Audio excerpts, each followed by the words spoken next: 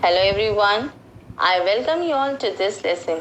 Today I am going to give you the important questions on Merchant of Venice Act 1 Scene 1 by William Shakespeare. So here I begin. Extract number 1. Believe me, sir, had I such venture forth, the better part of my affection would be with my hopes abroad. Question number 1. Where are the speakers? To whom is Salerno speaking? Who else is with him, there with him now?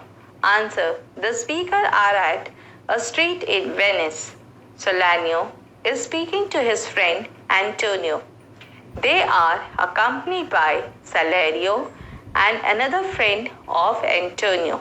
Question number 2. What is meant by venture? Explain the second and the third line of the extract. Answer. The term venture means a business that is a trading expedition in which money has been risked. Salerno says if he had business venture abroad, his thoughts would be fixed on the dangers to his ventures and methods of securing them. In the second and the third lines of the extract, Salerno means to say that if he had such business operations pending, the greater part of his mind would always be fixed on his dealings across the sea.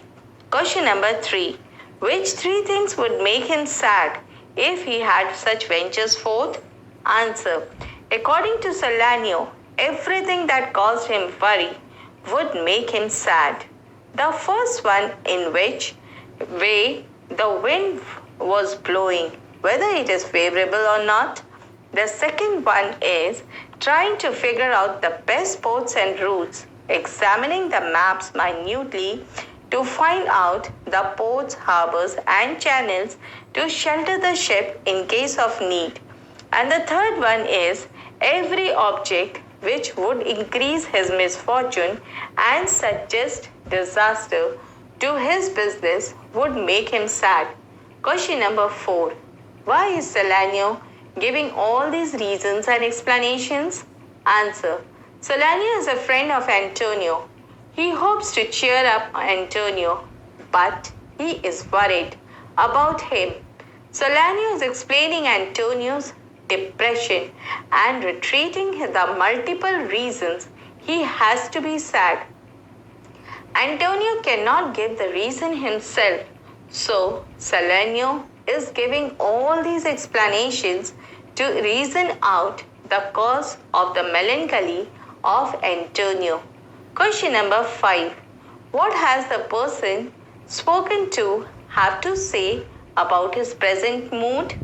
Answer. The person spoken to is Antonio. He confesses to his friends Salarino and Salerno that he has been suffering from a strange melancholy. He says that just as his friends are worried about his sadness, he is also worried about it. But he does not know the cause of it. He does not know how he found it, got infected by it, or came across it. He also does not know what his sadness is constituted of or from where it originates. He says that his sadness has made him so crazy that he does not even know who he is. Question number 6. While writing the meanings of argosies, burghers, signers, and traffickers, write in what context they have been used. Answer. According to the Greek legend, Argo was a ship built by the Argus for Jason. Jason reached Colchis after a long adventurous voyage. At Colchis, Medea, who had fallen in love with Jason, used her powers to get him the golden fleece. She managed to get it after putting to sleep the dragon who had been guarding the fleece. In the scene, argosies refer to big merchant ships. The word cygnus means nobleman, while the bird while the word burghers refer to the rich citizens. The word traffickers refer to the merchant ships. In the scene, Antonius Argosies surpasses other smaller ships just as Cygnus and burghers excel their poorer men in appearance and dress. Question number 7. What reasons can you give for the mood of the person who is being addressed? Answer. The reason I found for Antonius' prevalent mood of sadness is that he is afraid of losing Bassanio to Portia.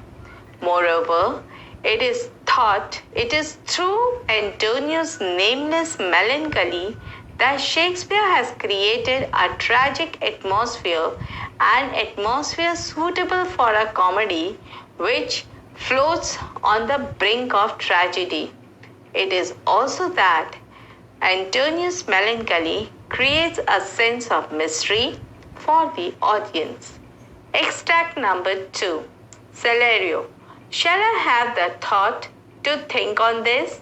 And shall I lack the thought that such a thing perchance would make me sad? Question number 1. Which 3 things are included in the speaker's thought on behalf of his melancholy friend? Answer.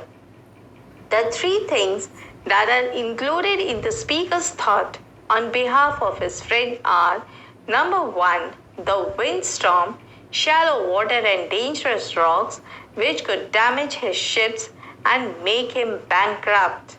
Number 2, wind cooling the broth of Salario would remind him of the damage of the mighty wind might do at the sea.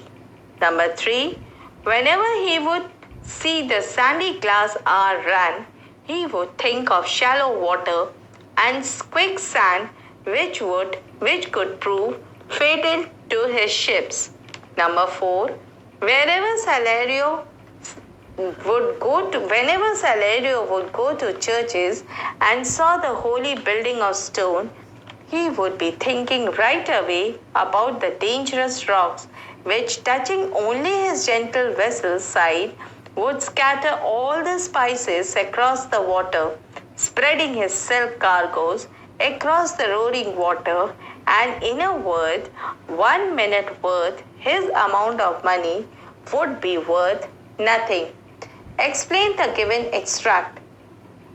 Salario means to say that if he thought of danger at the sea to his argosies, was it possible that he would not think that if such a thing happened, it would make him sad?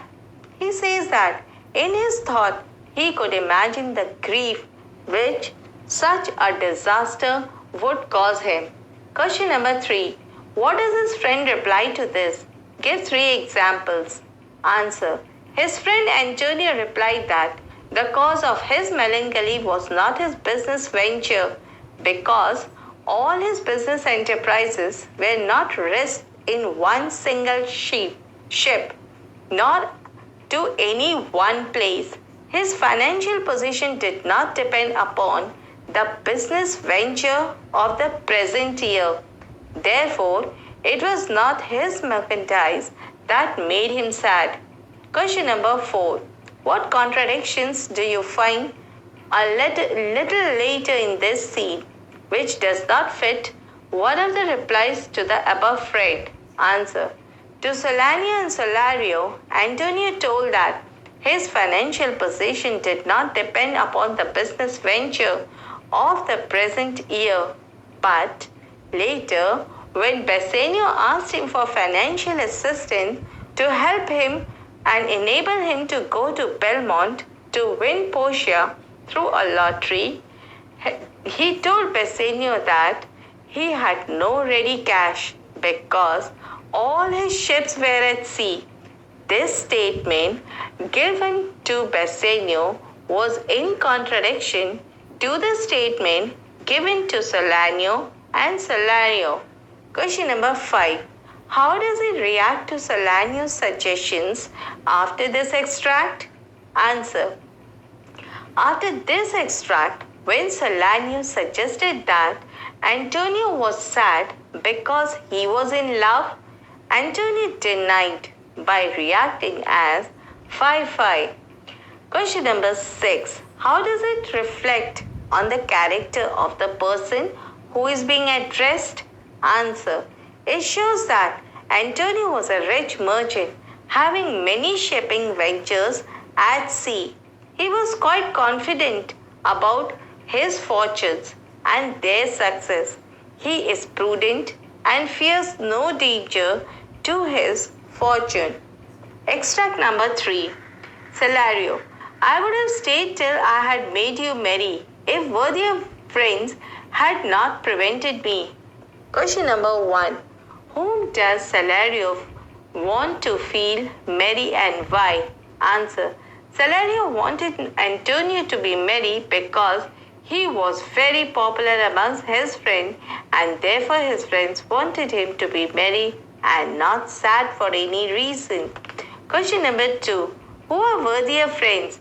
How does Salario refer to one of them particularly? Answer. Bassanio, Lorenzo, Gratiano are worthier friends. Salario refers to Bassanio in particular by saying that Bassanio's company alone was enough to make him merry. Therefore, he says that worthier friends had prevented him from making his effort of making Antonio happy. Question number 3. How was Salario being trying to cheer his friend up? Answer. To cheer up his friend Antonio,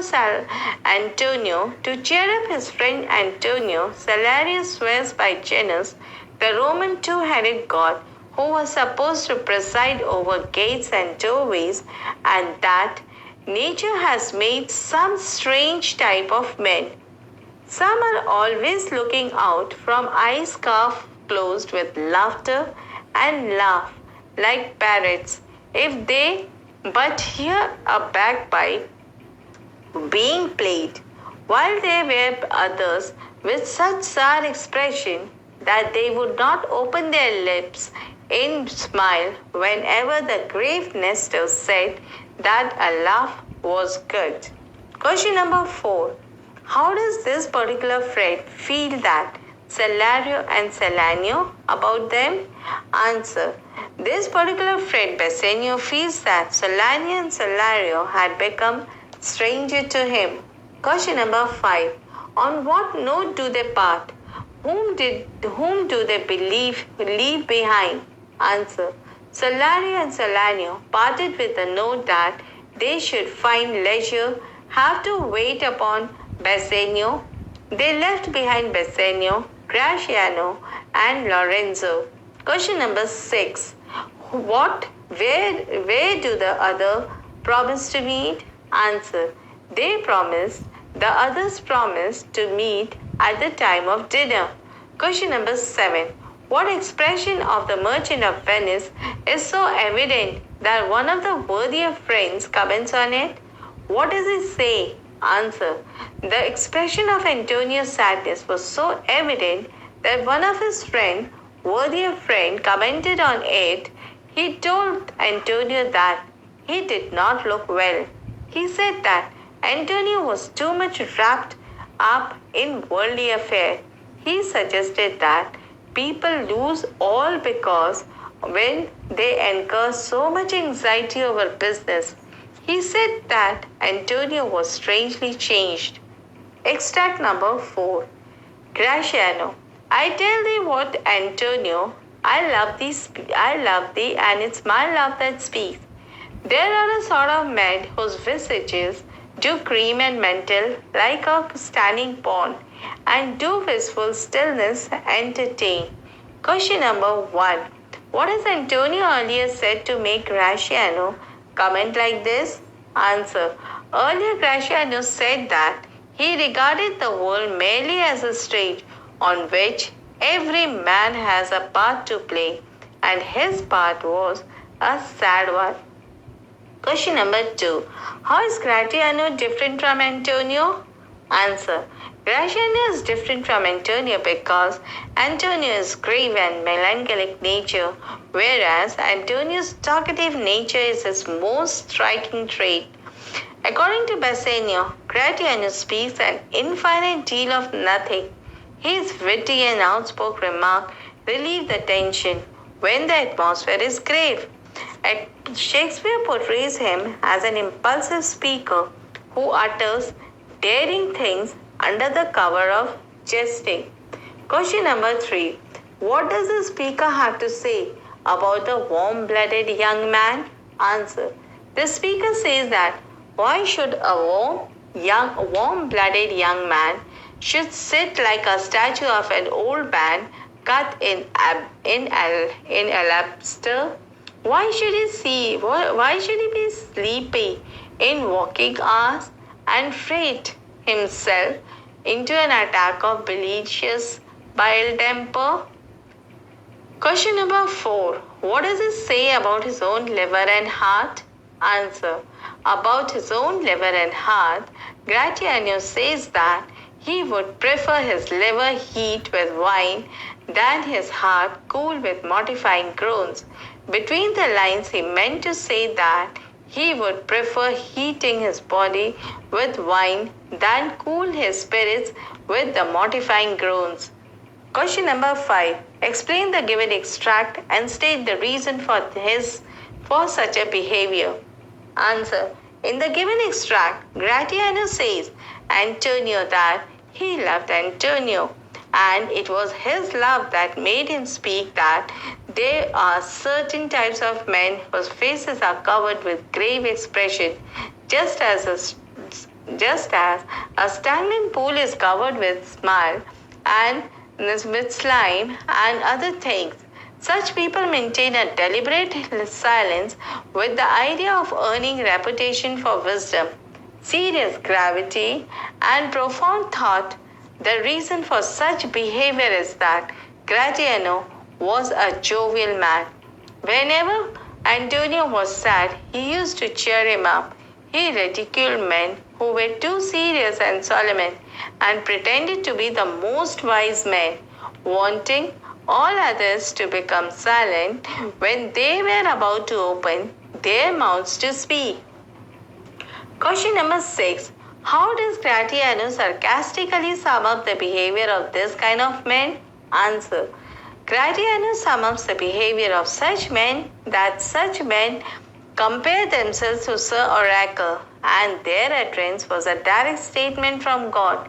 It should be received by all without question, and such men compare others as low in respect as dogs, and therefore when they speak, they do not allow others to speak. Question number 7.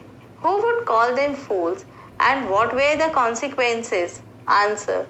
The people who heard those who had gained the reputation of being wise by saying nothing would almost bring damnation or divine punishment on which who heard them, because those who heard them would call them fools.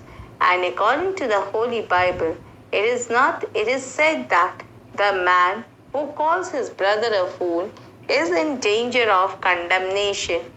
At question number 7. What parting advice does he give to Antonio? Answer.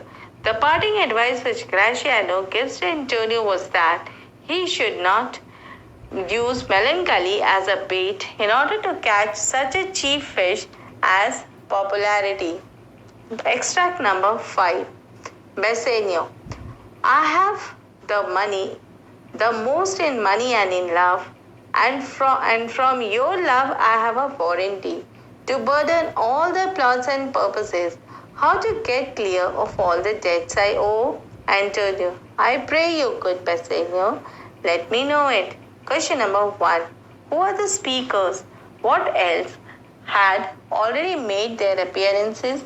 Write in 2 sentences what Bassanio is going to ask them from Antonio. Answer. The speakers are at the street in Venice. Solario and Solanio, Gratiano, Lorenzo had already made their appearance. Bassanio is going to ask for a loan of 3,000 ducats from Antonio. He is from Bassanio. He is going to ask 3,000 ducats from Shylock.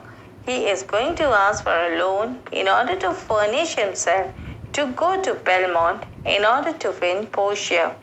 Question number 2. What is Bassanio's financial and emotional condition now?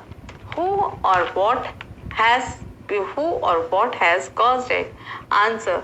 Bassanio had wasted all his money by putting on a fancier appearance than his small funds could support.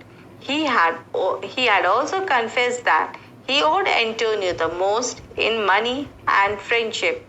Therefore, his financial condition was that of a bankrupt.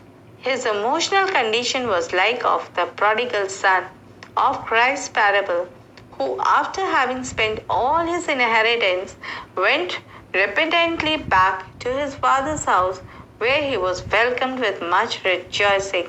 Bassanio too asked for a chance to redeem himself. His spendthrift attitude had caused this. Question number 3. Just before Bassanio started speaking, 2 persons had left the stage. What did one of them say about silence? Answer. Just before Bassanio started to speak, Gratiano and Lorenzo had left. One of them had advised Antonio that he should not use silence in order to catch such a chief fish of popularity. Question number 4. What had Bassanio to comment on that person? Answer. Bassanio commented that Gratiano gives out much idle talk more than any man in Venice. His speech consists of about 2 grains of good sense hidden in 2 bushes of nonsense. You may search all day till you find them, and when you do find them, you discover that they were not worth of the search. Question number 5. Give an example of the love that Antonio and Bassanio shares. Answer. Antonio loves Bassanio so much that he is ready to give Bassanio all he has, provided it is respectful. He has a soft corner for his friend, though he is spendthrift and has squandered away the former loan. He is ready to stand surety for a loan, since he knows no one will risk money for this extravagant man. In the beginning, Bassanio appears to be a fair-weather friend who always asks Antonio for money, but later his depth and sincerity comes to the fore. He tries to dissuade Antonio from the terrible bond. He almost forgets his wife in vehemence of his protestations of love for Antonio. Question number 6. On what condition would Antonio help his friend, and how? Answer. Antonio would help his friend Bassanio as a condition that demand was respectful. With his respectful intention for a respectful purpose, he would help Bassanio financially and personally with his utmost means. Extract number 6. Read the extract given below and answer the questions that follow. Bassanio, in Belmont is a lady richly left, and she is fair and fairer than that word, of wondrous virtues. Question number 1. Name the lady and her maid in waiting. Which 3 qualities of hers are described here? Answer. The lady is Portia, and Nerissa is her maid in waiting. The 3 qualities of Portia described here are that she is rich, she is fair, and she is virtuous. Question number 2. How is Bassanio so hopeful of winning her? Answer. Bassanio was so confident of winning Portia's love because when Portia's father was alive and Bassanio used to visit him in the company of Marquis of Montferrat, he used to receive fair speechless messages of love from Portia. Question number 3. With whom is the lady compared now? Answer. Portia is compared to Portia, who was Cato's daughter and Brutus' wife. Cato was a famous Roman scholar and orator. Brutus was the chief conspirator and assassin of Julius Caesar. Cato had a daughter named Portia, who was not only very beautiful but was also very resourceful. She was married to Brutus. They are mentioned here because of two reasons. Firstly, it is to compare the virtues of Portia of Belmont to Portia, who was Cato's daughter and Brutus' wife. Secondly, to show Shakespeare's interest in Roman history, particularly so in case of all that pertains to Julius Caesar. Question number 4. How does Belmont becomes Colchis Strand? Write in detail. Answer. We find the reference of Colchis Strand is a famous legend of ancient Greece. A celebrated hero called Jason with his companion went on a perilous voyage of Colchis in the Black Sea in search of his fabulous golden fleece. Bassanio compares the suitor from all over the world coming to Belmont to win the hand of Portia, just as Jason went in search of the golden fleece to Colchis Strand. Here Colchis is a metaphor for Belmont. Question number 5. What does Bassanio want from Antonio and why? Answer. Bassanio wanted a sum of 3,000 ducats from Antonio to furnish himself to go to Belmont to win fair Portia. Question number 6. There are 3 points in Antonio's reply. Write about them. Answer. There were 3 points in Antonio's reply. He explained to Bassanio that all his money was tied up in many trading ventures and that all his ships were at sea.